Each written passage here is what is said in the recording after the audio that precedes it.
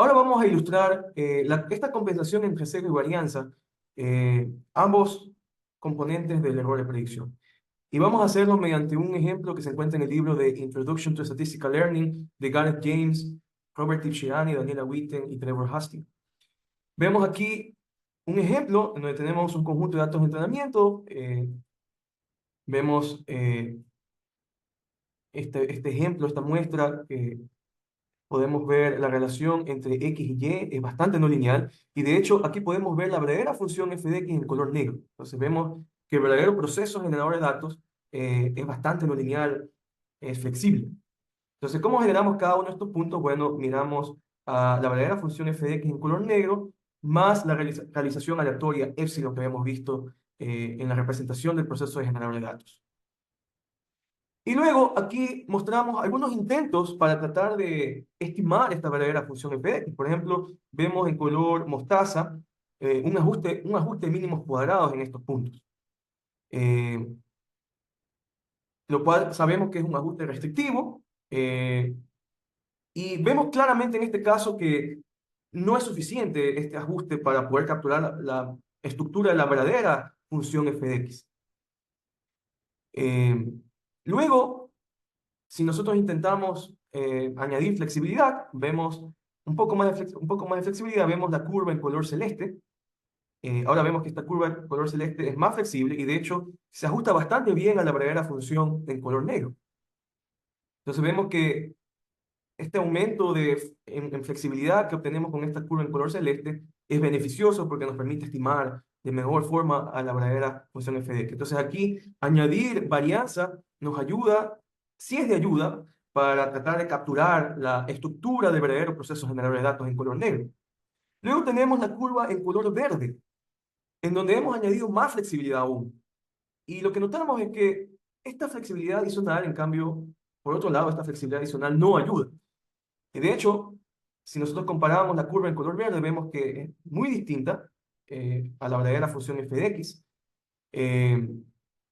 Y aquí ya podemos notar un sobreajuste, porque esta curva en color verde trata de ajustarse a los datos de entrenamiento en específico, a esta muestra en particular que estamos observando. Y por ende, está capturando fluctuaciones aleatorias que están presentes en este conjunto de datos de entrenamiento en particular y no en el verdadero proceso generador de datos general. Entonces estamos ya aquí capturando una estructura que no está presente en el verdadero proceso generador de datos.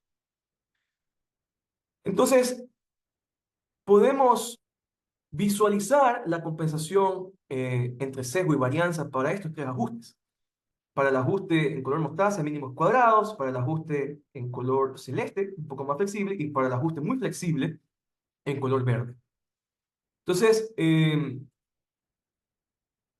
para ello vamos a mirar este gráfico en donde visualizamos tres curvas. Vemos la curva en color celeste que representa la curva del sesgo, cómo evoluciona el sesgo conforme aumentamos la flexibilidad en la técnica, en el ajuste. Luego tenemos en color naranja, tenemos la curva de la varianza, que era el otro componente del error de predicción. Entonces podemos ver cómo evoluciona la variabilidad conforme aumentamos la flexibilidad en el procedimiento. Y acá arriba tenemos la curva que tiene forma de U. Esta curva que tiene forma de U es el error de predicción.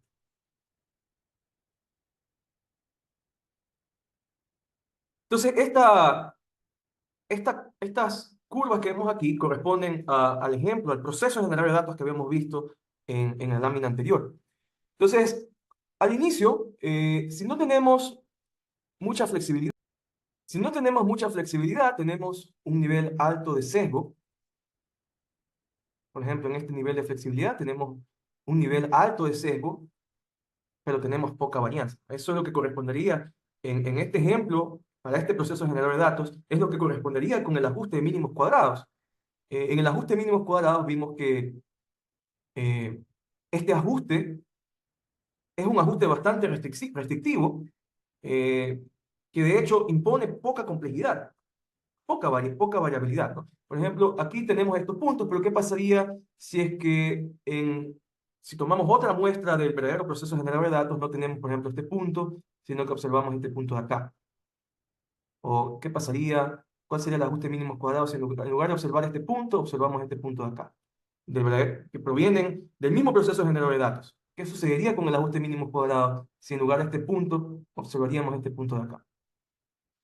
Entonces, como resultado, eh, si tuviéramos una muestra, otra muestra de verdadero proceso generador de datos, sabemos que la recta de mínimos cuadrados no va a variar mucho.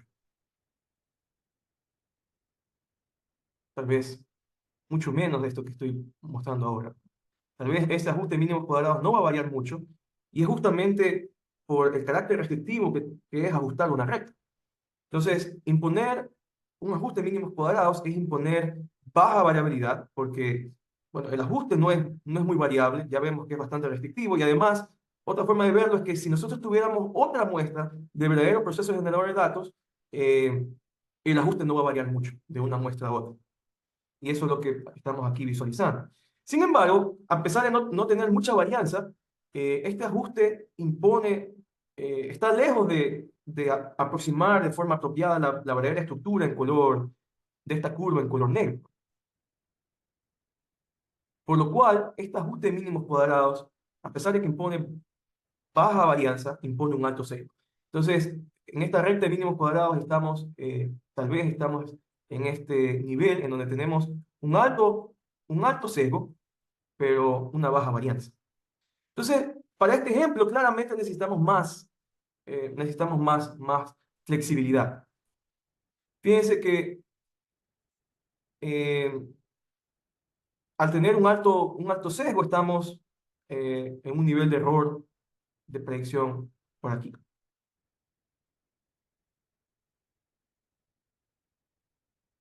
Entonces, para este problema, implementar la flexibilidad nos va a ayudar a capturar la verdadera estructura de la función f de x, de la verdadera función f de x.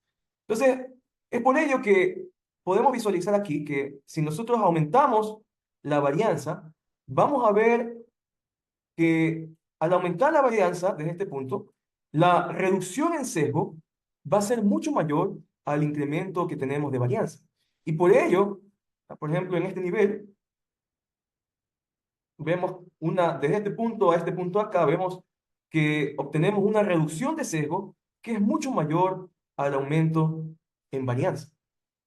Esto quiere decir que esa flexibilidad adicional nos está ayudando a capturar la estructura de la verdadera función f de x.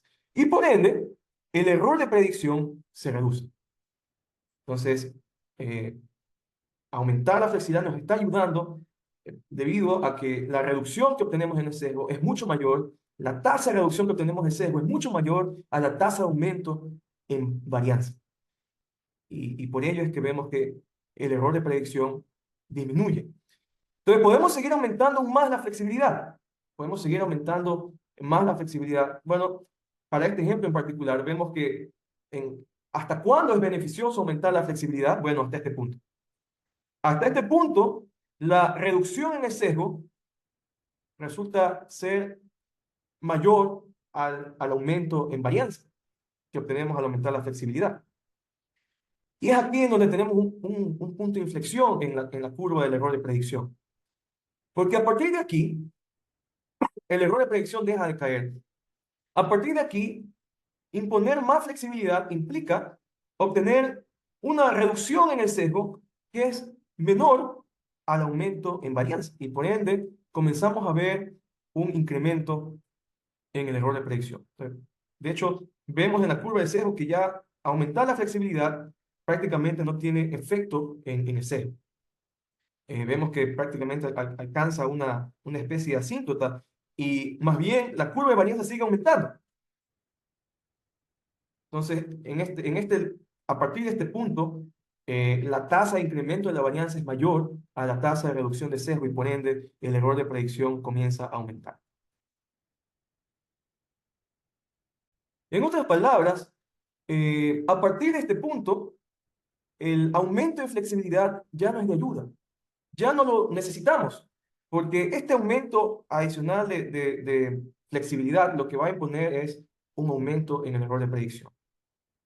Entonces, ya a partir de allí estamos sobreajustando nuestros datos de entrenamiento, estamos capturando más bien fluctuaciones aleatorias específicas a los datos de entrenamiento que estamos observando y estamos por ende capturando una estructura que no está presente en el verdadero proceso generador de datos. Estamos, en otras palabras, sobreajustando nuestros datos de entrenamiento.